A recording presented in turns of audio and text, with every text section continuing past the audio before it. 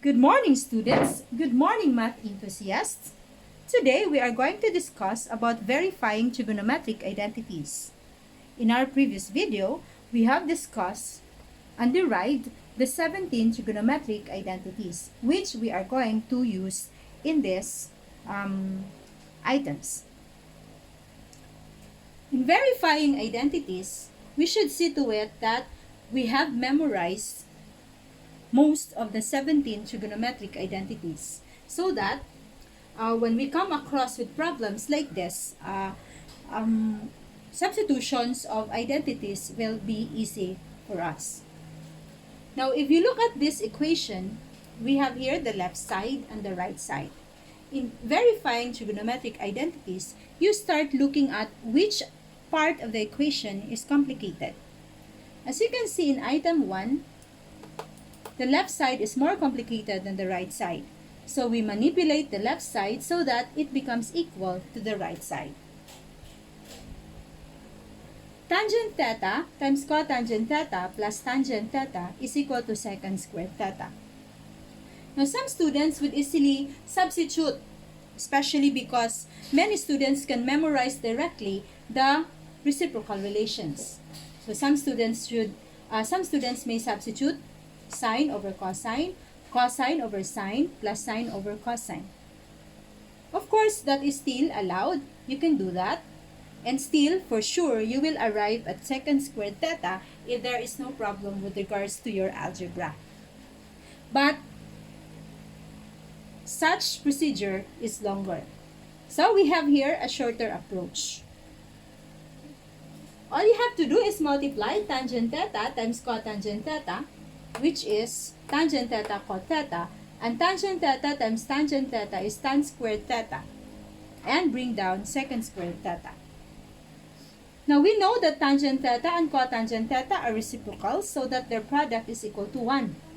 And we bring down tangent squared theta because this looks familiar already in terms of the Pythagorean relations, and bring down secant squared theta. Yes, from the Pythagorean relations, 1 plus tangent squared theta is equal to secant squared theta. And so, we replace this by secant squared theta and observe now that both sides are equal. So, we have verified that this identity is true. Example number 2. The quantity of secant A plus tan A times the quantity of secant A minus tan A is equal to 1. Now again, as I have mentioned in the first example, many students would directly substitute the reciprocal relations. 1 over cos A plus sine over tan cos A, 1 over cos A minus sine over cos A equals 1. Well, again, as I've said, it is still correct. As long as you do algebra very well, then you will arrive at 1. Unfortunately, there are students that are not very good in algebra, that they commit mistakes or they are careless in their solutions, so that it becomes difficult for them and the solution becomes complicated for them. So look for a shorter approach. This approach is shorter. As you can see, this looks like x plus y in algebra, and this looks like x minus y in algebra. Now, in the special products in algebra, x plus y times x minus y is simply x squared minus y squared. That means you multiply the first terms and the second terms directly. So, let's do that here. Secant A times secant A is secant squared A minus, because positive times negative, tan A times tan A is equal to tan squared A, bring down 1. So, from the Pythagorean relations, which I think many students could not memorize well, secant squared A minus tan squared A is equal to 1. And so, we can replace this by 1. And so, both sides are now equal. So, with this experience, I would like you students to please memorize very well the Pythagorean relations as well. But of course, I would like to tell you that Not at all times you are going to use the Pythagorean relations. It depends upon what you are given. Some problems may require only to substitute the Pythagorean relations or the quotient relations. Example number 3. 3 sine squared theta plus 4 cos squared theta is equal to 3 plus cos squared theta. Now, in simplifying these identities, of course, you have to see to it that the function that you can see in the right side of the equation should be the function that you can arrive at the left side of the equation. So you notice that this is cosine. We also have cosine in the left side, but unfortunately, we have the sine. But of course, if you have memorized again the Pythagorean relations, this can be replaced by the cosine. Because we know that sine squared theta is 1 minus cos squared theta.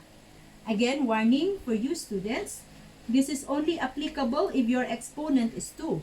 Or probably if your exponent is 4, etc. But if your exponent is 1, that would be a different story. Okay, so bring this down and bring this down. So 3 times 1 is 3. 3 times negative cos squared theta is negative 3 cos squared theta. Bring this down and bring this down. Then let's do algebra now. As you can see, these are the same terms and we can add their numerical coefficients. Negative 3 plus 4 is positive 1 cos squared theta plus 3. And notice now that the both part of the equations are now equal. Last example. 1 minus cosine squared alpha all over 1 plus sine alpha equals sine alpha. By the way, in this example, I actually use different notations for angles. Actually, our angles could be represented by theta, it could be represented by A, it could be represented by alpha, it could also be represented by beta, by phi, or by B. Okay? So, depende na. Now, I am presenting here two methods. Okay? So, method 1. Okay, many students would directly think of getting the LCD. And there are many students who are good in getting an LCD. Determining an LCD, but there are also many students who have difficulty in identifying LCD and adding rational expressions. Okay, let's just do that. 1 here is understood to be over 1. So the LCD is 1 plus sine alpha. 1 plus sine alpha divided by the denominator 1 here is equal to 1 plus sine alpha times 1 is 1 plus sine alpha.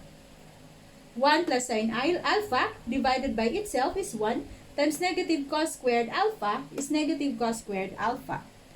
Bring this down. Okay? So, take note of that.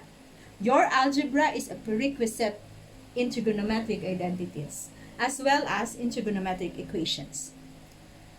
Now, notice that the functions involved are sine.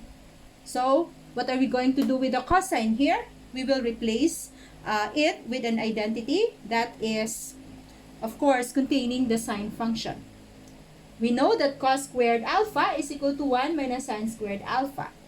So we replace this by this now. Then, bring this down, bring this down. Okay. Now let's simplify. So 1 plus sine alpha, negative times 1 is negative. Negative times negative sine squared alpha is positive sine squared alpha divided by the denominator and this one. Next is simplifying your numerator. So look into the quantity that contains the highest exponent and that should be the first term. So we arrange it that way so that we come across with probably with a quadratic expression. So notice that this is sine squared alpha plus sine alpha. 1 minus 1 is 0. So, notice that we also have a common factor. What is the common factor? It's sine alpha. So, sine squared alpha divided by sine alpha is equal to sine alpha. And sine alpha divided by sine alpha is equal to 1. Notice that by commutative property, sine alpha plus 1 can be written as 1 plus sine alpha, which is the same with our denominator. So we can do cancellation. So the leftover is sine alpha. So sine alpha is equal to sine alpha, which tells us that we have verified such identity, that the left side is equal to the right side. Method 2. Instead of getting the LCD, we can directly replace this by 1 minus sine squared alpha. At least to minimize problems with regards to the least common denominator, which many students are having difficulty with. So, this is now replaced by 1 minus sine squared alpha, because you are familiar with this from the Pythagorean relations. And from your factoring in algebra, the factors of this are 1 minus sine alpha and 1 plus sine alpha. And you notice that these are identical, so you can make cancellation. And then the leftover is 1 minus sine alpha. Now, negative times 1 is negative 1. And negative times negative sine alpha is positive sine alpha. Bring this down. And since 1 minus 1 is 0, the leftover is sine alpha. And again, both sides of the equation are equal. So what is the moral lesson? Alright, so it means that, as a recap, you have to memorize very well, memorize and of course familiarize well the 17 fundamental trigonometric identities. So that if you can do that, then your techniques will be, especially in identifying the shortest way of verifying our trigonometric identities, would be easy for you. And one more thing, with my examples, the left side of the equations were more complicated compared to the right side, so that I manipulated the left side. But take note that in some problems, the right side may be more complicated than the left side, so you can manipulate the right side to make it equal to the left side. But there are also occasions wherein you have to manipulate both sides, but rarely. Okay? So, thank you very much. Remember, math is easy to learn when one learns with enthusiasm. Bye!